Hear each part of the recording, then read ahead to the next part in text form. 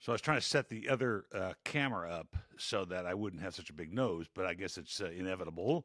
Of course, I've been dealing with this all my career in life, having many nicknames that dealt with the size of my proboscis, meaning like a toucan because of the beak on the bird, the schnoz from Jimmy Durante, Big Bird, you name it. I've had the nickname if it dealt with a large nose. And, they call it a Roman nose because it roams all over my face, which I used that joke endlessly while we were in Rome, actually. Anyway, I'm in the office today. Happy Thanksgiving because I came to get some wines for our Thanksgiving event at my brother in law's. And one of the young ladies that's going to be there is my niece, Lisa, and she was the intern at Chateau Bailly. So naturally, I am taking some Chateau Bailly. And so this kind of reflects on, Thanksgiving.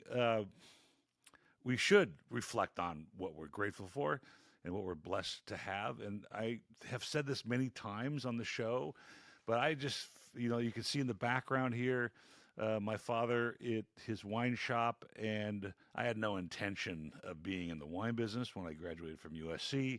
I went to corporate America, which thank goodness it formed a certain opinion of how to run a business, at least at that level. And then I went on to a very small software company that only had a fishbowl full of business cards and a two-line phone in my apartment, and we started to sell software. And so those two extremes set me up for the moment my father called and said, "Listen, I've got an offer here at Wine of the Month Club, and just thought maybe you'd take a look at it before I sell it." And I thank him every day for that. And I talked to my brother and sister this morning. We had a little joint call here, and it was just kind of refreshing to reiterate that to both my siblings that this was truly a blessing for me and to be in this industry. And because of people like Veronique Sanders Van Beek, um, Alexander Van Beek, her husband, who runs Chateau Giscourt, who just got 100 points in a wine, by the way, and Veronique, who I saw recently in LA, and it's like family. This is a person whose native language is French. She's across the pond, so to speak.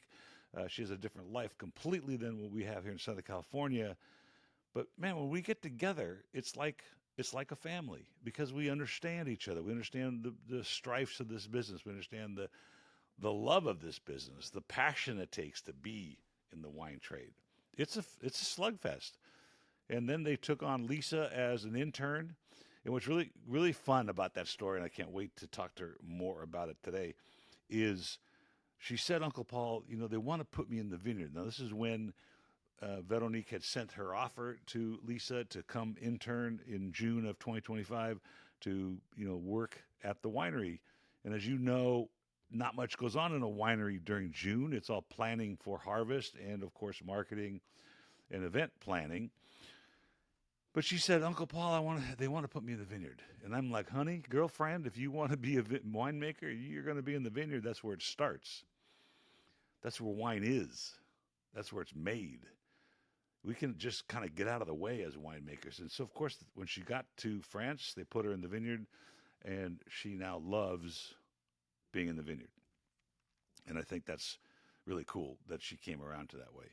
And so, going back to this sort of fraternity sorority of the wine trade, it is interesting. I've had some really great phone calls, podcasts coming up. I did two yesterday, which both got interrupted from internet problems. One of them was Nick Karavidas. He's been in the business 45 years. He's done all of it.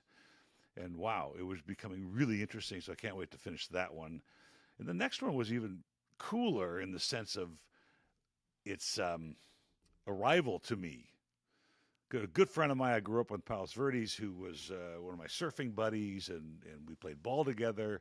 He was Googling early in the morning, like 2 or 3 in the morning, couldn't sleep. He Googled The Endless Summer, a movie that came out in 1968, which was a great anthology of the surf culture, the worldwide surf culture, not just Southern California. And he determined that the writer of the music, which is an iconic song, owns a winery in Carmel Valley, Walter Gioris. And I reached out to the winery via their information email address and was able to procure this podcast that went off yesterday. We got about 25 minutes in before his internet failed. And man, what a crazy serendipitous route to the wine trade. And I guess that's kind of what the point is. It tracks everybody and anybody. You could be from any walk of life and land on the appreciation and the passion for a proper glass of wine. And in this guy's case, he was from France. He's from Belgium. In Belgium, I don't know if you know the Belgium, their native language in Belgium is French. And he ended up in Southern California, San Clemente, heavily accented, as he puts it. And here he is writing one of the most iconic theme songs of one of the most iconic surf movies in the history of surfing. And I hadn't even gotten to the wine business yet. We were 25 minutes on how this happened for him as a musician. So I'm looking forward to finishing that one too, which is coming up as well. So look for those two podcasts regarding just two serendipitous ways to get to this place, and the passion, though, and that's the kind of the beauty of this. You've sensed the passion through all of it. And one of the points I was making with Mr. Karavidas, and I had to be on my toes to articulate what I'm trying to say here. Having spent so much time with iconic brands like Chateau Bailly and tasting with Mouton Rothschild the other day, I had a tasting with Christian Moex, one of the great wine families of the world. You tend to feel like there's this two parts of the wine trade, two things going on. Of course, we always want wine to be sold, that it's a consumer product. If you make it at home for yourself, that's different. But if you're going to be in the public eye, you need to sell it. That's how you stay alive. But given that, there seems to be the premium sector, which is, of course, in all products, there's a premium sector. And then there's this fighting sector where you're out in the street slugging it out on the supermarket shelves. And I don't think they're mutually exclusive in their marketing, in their demographic. I have collectors that buy from me still only these premium vintages. But they also are separated by this honesty of what wine is. And you can, if you want to slug it out in the wine world and create a wine that's for Gen X, like Winey Baby is, and get bought by Gala, that's great. From a business standpoint, that's great. But certainly it doesn't speak to this terroir-driven leaving my senses and moving to Bordeaux as I sit in Southern California having a glass of Chateau Bailly or whatever I'm drinking. Two different things. And I think it's okay to separate them. I think it's okay to define them differently. Because you can't put them all in the same bucket and then say, this is how we're going to approach the business. And so there's this whole idea of rethinking the wine trade, whatever that means. Because it's hampered by the fact that it's only once a year. It's hampered by the fact that you really don't know what's going on. And years ago, somebody had written an article about the fact that wine needs to come around to the consumer. We need to produce what the consumer wants. And I think that's what you see on the supermarket shelf and the Winey Babies of the world and cans and all the different format changes that have occurred because of contemporary marketing. So I don't agree with the concept of we need to come to the consumer. Wine is probably the only product in the world, if not a handful, that in its true form is exactly what you get from the vineyard. It's what you get from the soil.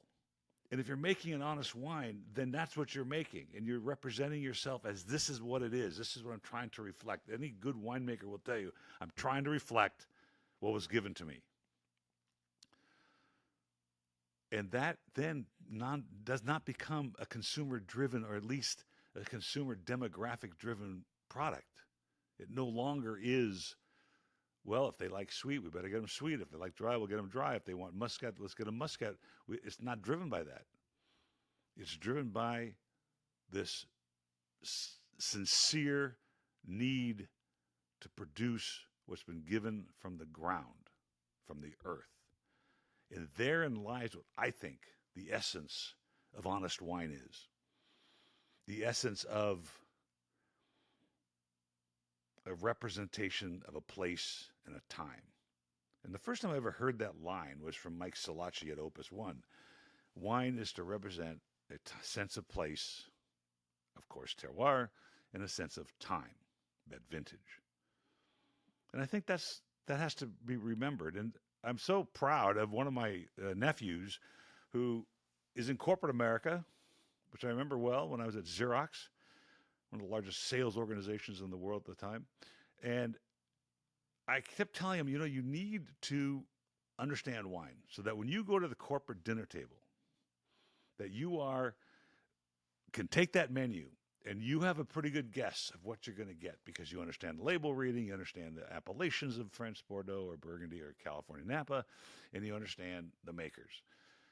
And that takes a little bit of time, but man, don't you think from a career standpoint, if you're with an international organization and you're with, who knows, maybe some French business people or Korean or Chinese, and you're able to decipher a wine list at one of the great steakhouses in America, I'm thinking, wow, that's a pretty cool thing. And so I gave him his first test yesterday. Sent them some interlevel Bordeauxs I think are really good, and just started asking questions about them. And so I'm excited for that to happen. Anyway, that's today's little short podcast for this afternoon. Cheers and happy Thanksgiving. And I look forward to bringing more wine stories and human stories to the table for you to enjoy and be entertained and learn. Cheers.